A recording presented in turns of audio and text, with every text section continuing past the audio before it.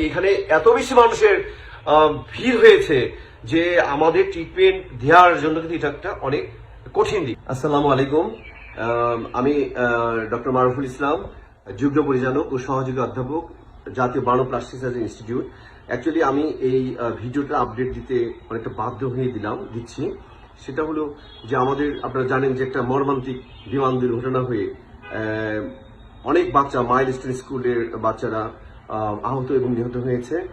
তো আমাদের এখানে এই মুহূর্তে জাতীয় বার্ন প্লাস্টিক সার্জারিতে 51 জন বাচ্চা ভর্তি আছে। একজন আমরা ব্রড ডেট পেয়েছি, আর অন্যান্য পেশেন্টদের ব্যাপারে অনেকে আছে ইনহেলেশন, মানে ম্যাক্সিমাম আছে ইনহেলেশন ইনজুরি এবং প্রচুর পরিমাণে বার্ন তারা। তো আমরা যেটা দেখলাম যে হাজার হাজার ইয়াং ছেলে মেয়েরা যারা রক্ত দেওয়ার জন্য আসলে উদ্গ্রীব, তারা আমাদের বাচ্চাদের রক্ত দেওয়ার জন্য আসছে। আমি তাদের অনুরোধ করব, আমাদের প্রথম 24 আওয়ার্স, অর্থাৎ প্রথম একদিনের মধ্যে আমরা কোনো রক্ত কোনো পুরা রোগীকে দিই না। এই জন্য আপনারা দয়া করে কালকে সকাল 8টার পর আসবেন। আমরা নেগেটিভ ব্লাড স্যাম্পলিং করে রাখছি বা তাদের নাম্বারটা নিয়ে রাখছি। আমাদের বড় জোর 30 বা 40 ব্যাগ রক্ত লাগবে। আমরা সেটা কালকে লাগলে 30-40 ব্যাগ লাগতে পারে, সেটা আমরা কালকে সকাল 8টার পর তাদের ফ্রেশ ব্লাড দিব। আমরা কোনো ব্লাড এই মুহূর্তে নিয়ে ফ্রিজে রাখতে চাই না। এই একটা অনুরোধ। আপনারা প্রচুর মানুষ রক্ত অলরেডি, আমি শুনলাম রেড কিচেন থেকে পুরো রাস্তা ব্লক করে রক্ত নেওয়া হচ্ছে। এটা নেওয়ার প্রয়োজন নেই। আমরা অ্যাজ এ স্পেশালিস্ট বা সুপার স্পেশালিস্ট যেটাই বলেন না কেন, আমি এই অনুরোধটা আপনাদের কাছে রাখতে চাই, কারণ আমরা এই রক্তটা নিয়ে ফ্রিজিং করবো না, আমি ফ্রেশ ব্লাড দিতে চাই। এই একটা বিষয় হলো। আর একটা বিষয় হলো যে আপনার অত্যন্ত আন্তরিকতার কারণেই আমাদের অনেক অ্যাডভাইজার স্যার ম্যাডামরা চলে আসছিলেন।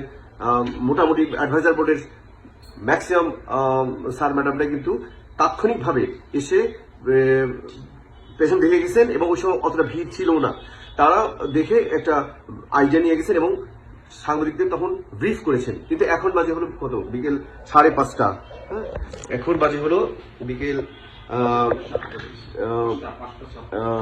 পুরো 5:37।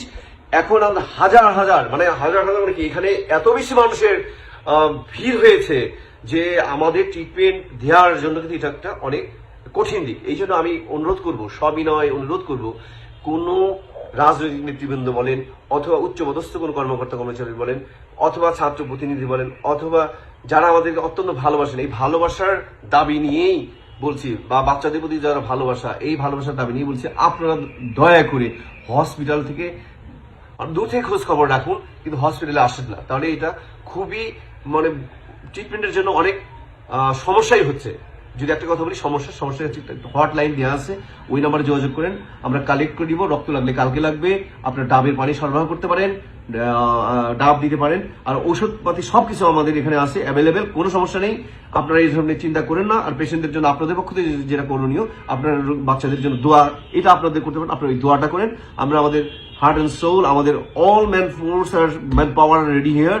আমাদের সমস্ত plastic surgeon, resident plastic surgeon, anaesthesiologist, nurse এবং ওয়ার্ড বয়, সুইপার সবাই রেডি আছে। এটা নিয়ে আপনারা কোনো ট্রিটমেন্টের বিষয়ে যতটুকু করার সম্ভব সেটা আমাদের পক্ষ থেকে হচ্ছে। ধন্যবাদ। কেউ মনে এটা নিয়েন না যে আমি হার্ড করে কথা বলে ক্ষমা প্রার্থী। তবে আমাদের এই অনুরোধটুকু আপনারা রাখবেন এবং চিকিৎসা কাজে এভাবে সহযোগিতা করবেন বলে আশা করি। আসসালামু আলাইকুম, ধন্যবাদ সবাইকে।